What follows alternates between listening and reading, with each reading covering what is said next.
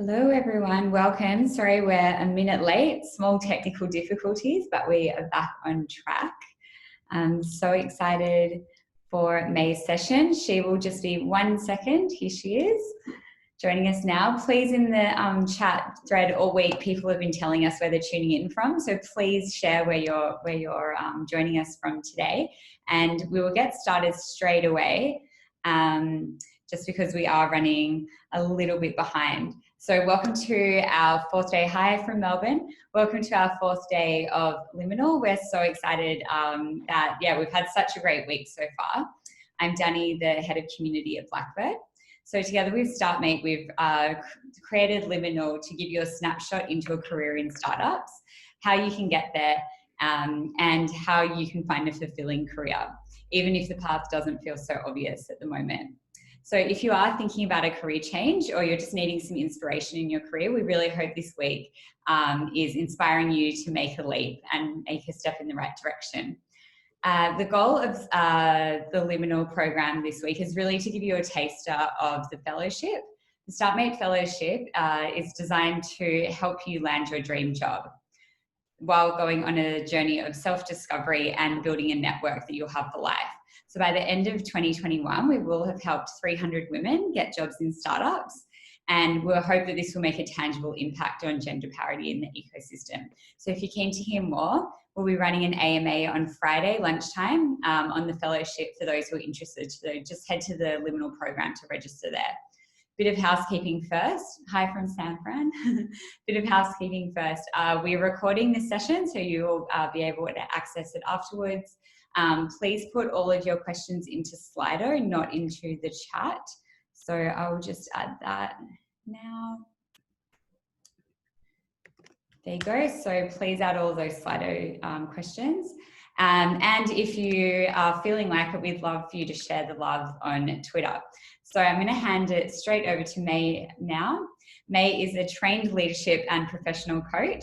She works with executives, entrepreneurs, and professionals to unlock their purpose, power, and potential in their careers and their life.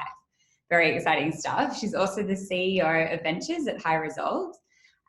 She is a venture partner at Next Gen Venture Partners, a network-driven venture capital firm, and she's super passionate about investing in people and ideas that change the world. So this is going to be an awesome session. I'm going to hand it straight over now because I don't want to waste any time, and over to you, May. Thanks so much, Danny. It's great to be here, and as always, a pleasure to have any opportunity to interact with StartMate, Blackbird, and the amazing founders that you bring together. I know we've got amazing people joining us from all across the world. I see Hawaii, San Francisco, Sydney, Melbourne. Welcome all, and thank you so much for joining. I'm going to do a quick screen share here. Today, I wanted to use this as an opportunity to dig into this idea of designing our life. And the reason this, I think, is pretty exciting and important is often we feel like life is happening to us. But I really believe that we have the opportunity to design what our life is going to look like. And we've had the opportunity this week to hear from some amazing speakers. And I thought, it's on a Thursday today or Wednesday if you're in the US, opportunity to zoom out and to think a little bit more strategically about what we've learned. So why do I actually care about designing a life? Well, I'm in my 30s and I've already gone on to my fourth career. Some would say I'm a jack or Jill of all trades and a master of professional pivots. I actually started my career in law and was very passionate about issues of justice. I had the opportunity to work in venture capital full-time for a couple of years, investing in entrepreneurs. And then I spent some time and currently am the CEO of a tech nonprofit, bringing technology products to life. And I also have the pleasure of working as a professional coach with people around the world, executives, startups who are looking to get more out of their lives. So I know what professional pivots look like. And I imagine for a lot of you who've joined this call, you probably might feel like you're at a pivot point, whether it's jumping off the corporate ladder and thinking about joining a startup, maybe launching your own venture, or even thinking about the investor route. It can feel scary, exciting as well. And we've heard from speakers this week a lot of the hows and whats of how to pivot and how to think about the next step. So we heard from Jodie Oster about the idea of transferable skills, like what are the transferable skills? We've heard from the amazing Lauren Chambers, from Willow, the idea of half steps when you're looking at pivots. And these are all really good tips, and some other really great advice has been shared this week. But one of the things that we tend to do when we're thinking about pivots and designing our life is we really zoom in and focus on the how and the what. And we think a lot about kind of how will I network, how will I apply to get the right job, what job do I want, what role, what industry, what city should I be living in? And these are important questions, but the most important question, I think, is the question of why. Pivot points are actually an opportunity for us to turn inwards, and rather than jumping to how we're going to do what we want to do, to actually think about why we're doing it. And we might have actually heard about this concept of starting with why from Simon Sinek's famous TED Talk. He also has a best-selling book by the same name, and he popularized this idea of the golden circle. So the idea of the golden circle is that kind of every organization, or I should say most organizations across the world, operate at 3 levels: what they do, how they do it, and then the why of why they do it. And for most organizations, they go from the outside in. So they know what they do, they can usually know how they do it, how they might differentiate, but very few organizations know why they're doing what they're doing, what their purpose or cause or belief is, why they even exist as a company beyond making profit, and why anyone should care. The really interesting thing is the studies show the most successful companies and organizations, the most influential, are the ones that go from the inward out. So they start with the why. And they start with the why. They think, act, and communicate with the why in mind. Companies like Apple and Harley Davidson, and the list goes on. So as I was looking at this kind of circle, one of the things that's been really important to me as I've planned my various pivots is to think about what my why is. And what I wanted to share today are some of the tips about how we might take this organizational management concept of starting with the why and apply it to ourselves as individuals. So what is our why? How do we find it? It sounds great in theory. Your why is really two things. It's your values and your vision. And our values are actually what ground us, where we've come from. Our vision is forward looking. It's where we're headed. And so when we think about, designing our life, designing our career, I believe the first step in doing that is to start with our why and zooming in to our values and our vision. So we're going to go on a bit of a journey today to identify how to do this. And my hope is that for those of you that are sticking around for the breakout groups, there'll be an opportunity to bring these concepts to life for you, and something that you can also practice at home. So in terms of our values, what is a value? Well, a value is a way of being or believing that we hold to be important. As you can see from this picture, a value is what roots us and keeps us grounded. It's often, part of who we are, and it's hard to separate it from us.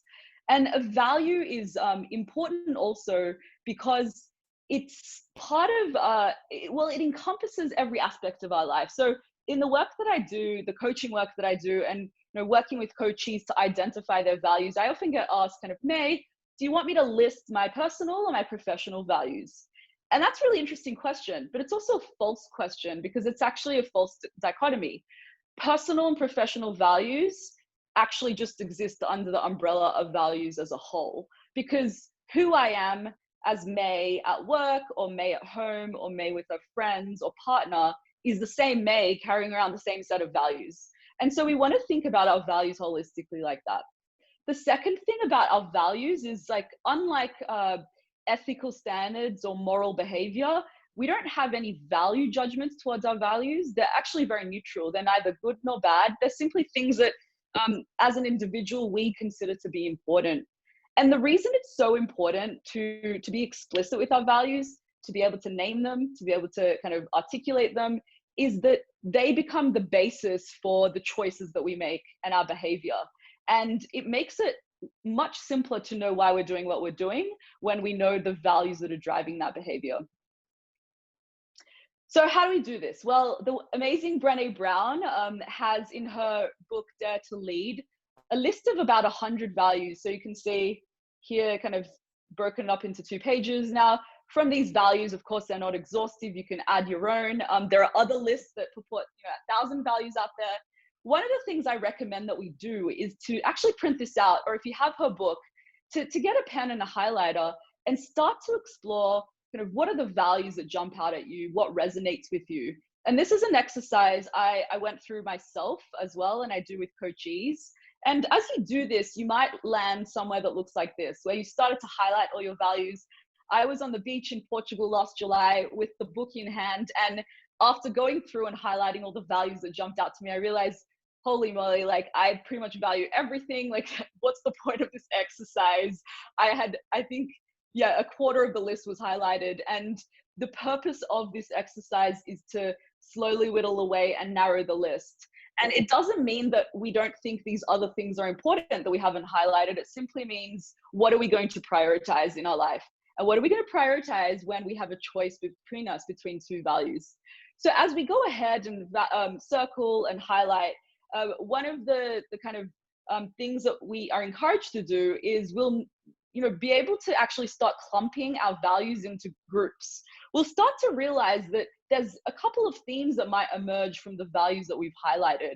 And when I did this exercise with one of my coachees, let's call her Anna started to realize that the kind of 20 or 30 or so values she's highlighted fit into these 4 categories. And they started to kind of create 4 themes. Now, getting to this place is okay. But what we actually want to do is get to a place of just having 2 values. I know that sounds scary. How do I actually get this down to 2? I can't do that.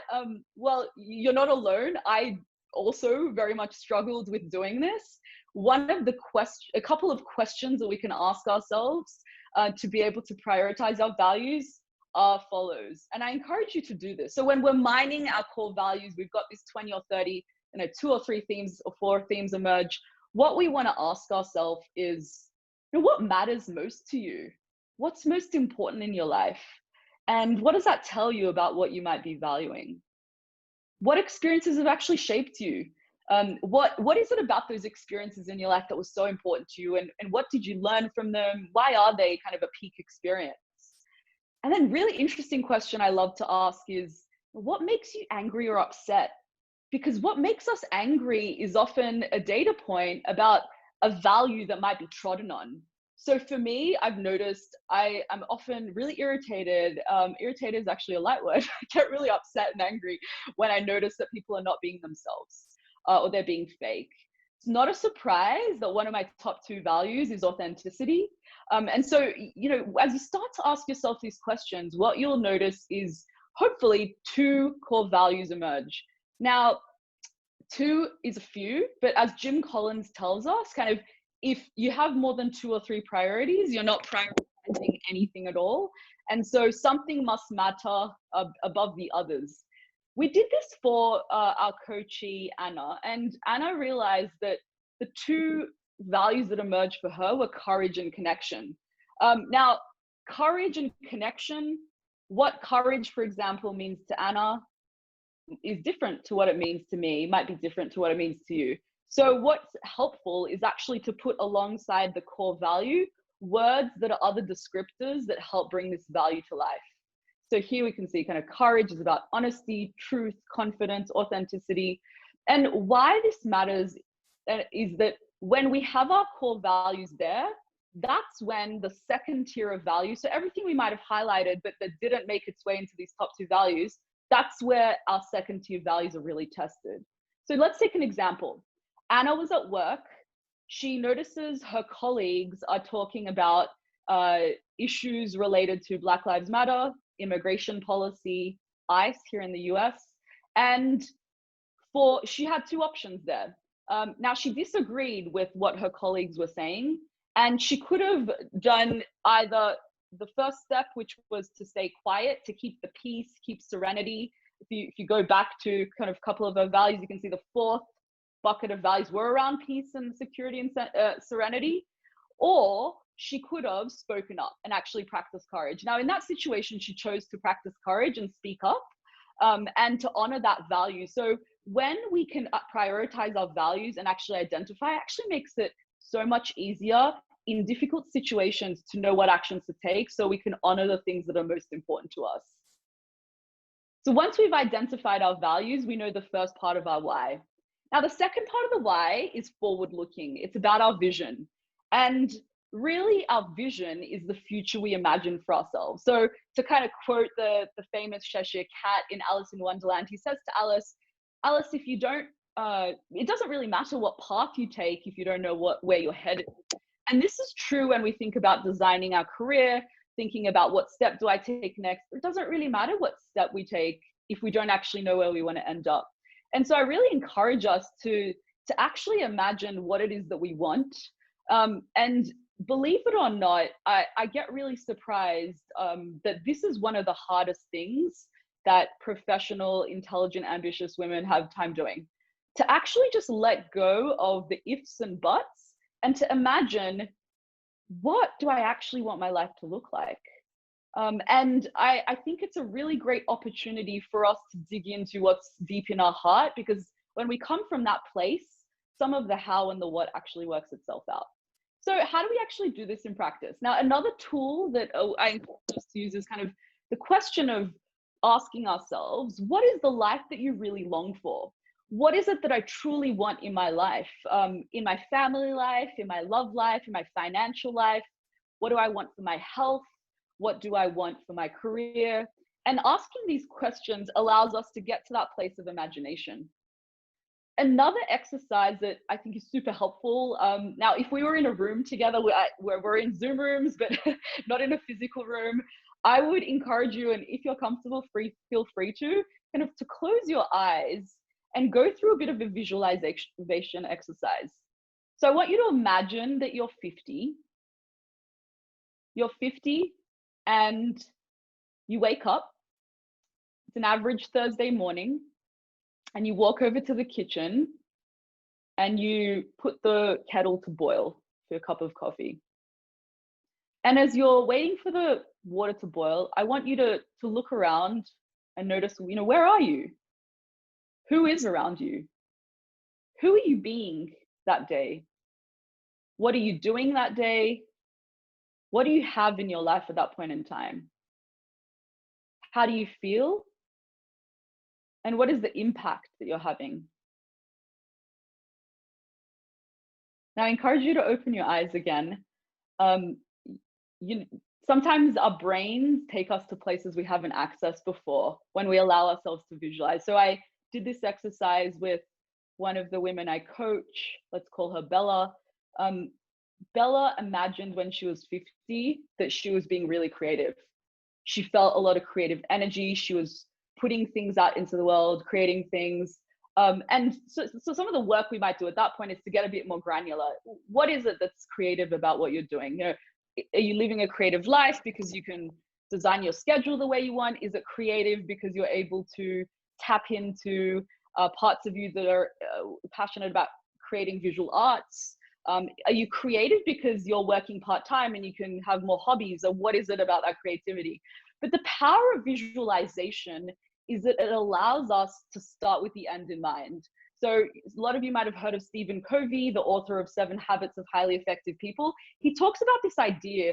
The second habit is actually to begin with the end in mind. So when we're thinking about our careers and our lives and what comes next, we should always begin with what we want. That gives us insight into where we should head. And there's nothing more powerful than actually shutting our eyes and visualizing our vision.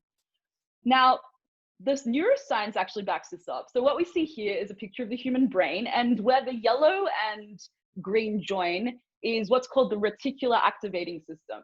Now, the reticular activating system is essentially a bunch of nerves on our brainstem that filter out any information or inputs that are not important so that our brains can focus on what's important.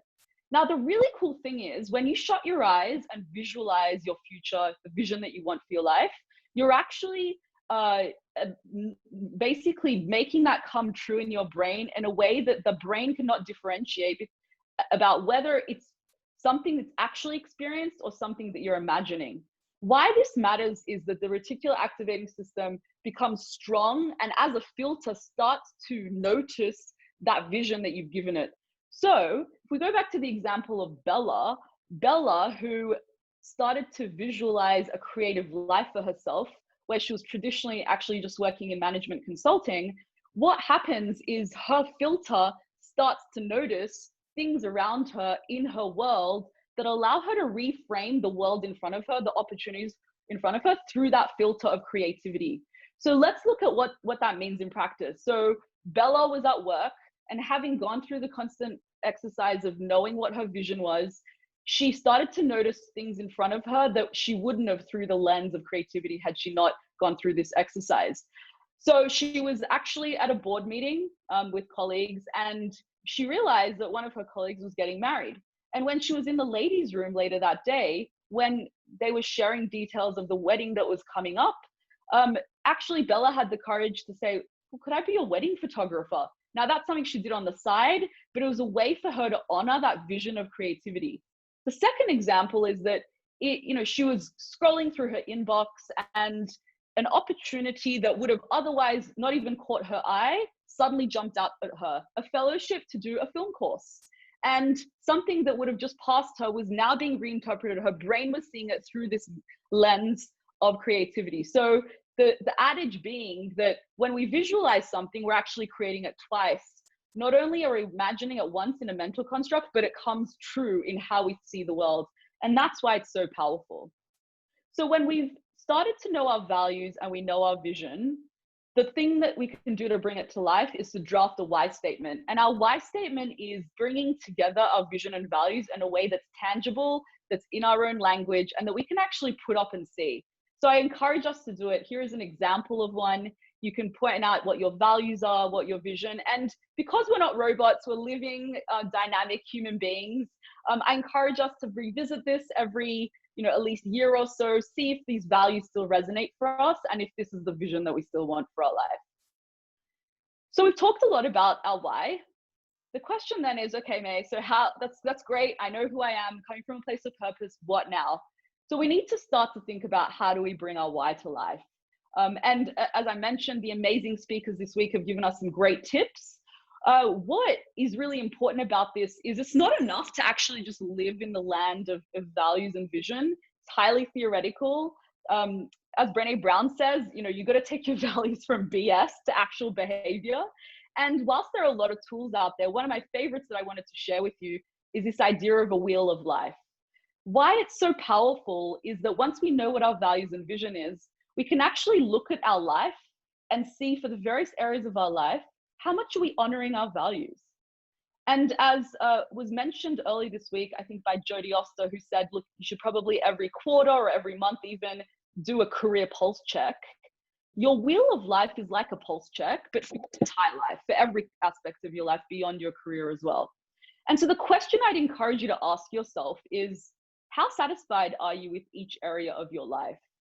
From a score from 1 to 10, 1 being deeply dissatisfied, 10 being super satisfied.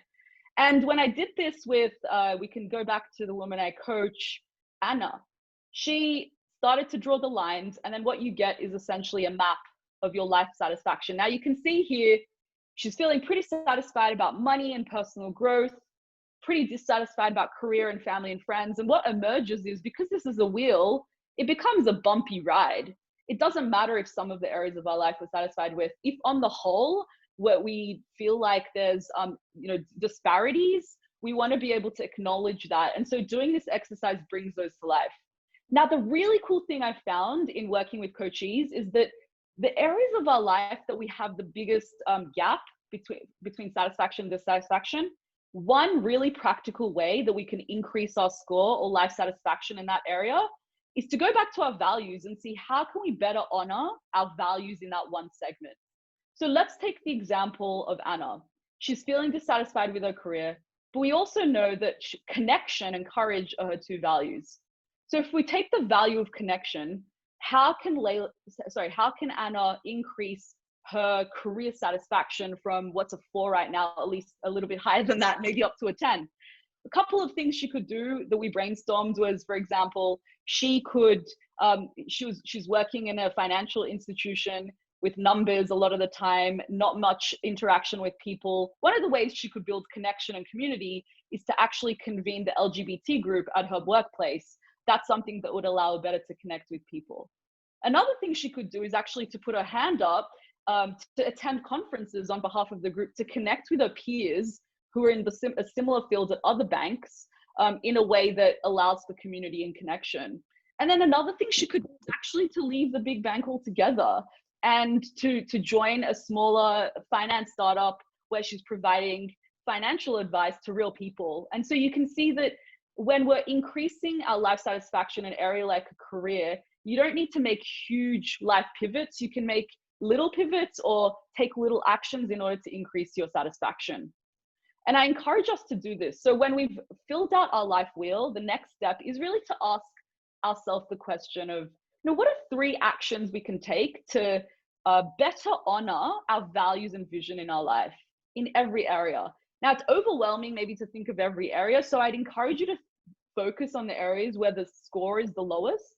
And that gives us a bit of insight into potentially where our values are not being fully lived. So we can bring our values to life, our vision to life in many ways. The wheel of life is one of them. As we've discussed, you start with your why. Your why is your values and vision. Ideally, put it up into a life purpose statement and then start to bring it to life through your wheel of life. Thank you so much for having me. I hope that in the breakout sessions, you guys can dig into this a bit further. And for those of you who are interested in going deeper into this work, please feel free to get in touch. I would love to be as helpful as possible, and you can reach me on email or if not, LinkedIn and Twitter. Thank you so much. Thank you so much, May. That was awesome. Everyone, we have run out of time for those questions, but please reach out to May. We also will be sharing your slides and this recording with everyone who's attended today. So you've got to go back and do your wheel of life and everything. That was really awesome. Again, we have that breakout session now. So if you want to head into the breakout session, you should all have invites. A quick reminder that fellowship applications are now open. They'll be open for 2 weeks. And if you want to hear more on the fellowship, join us for our AMA tomorrow at lunchtime. It'll be at 12 o'clock. We've got one more day of Liminal coming up. It runs from 8 until 9 a.m. tomorrow morning. And thank you so much, May. That was honestly awesome. I'm really going to take some of that into my own life. So really appreciate your time. Thanks everyone for joining us. Thanks, Dani. Thanks. Okay.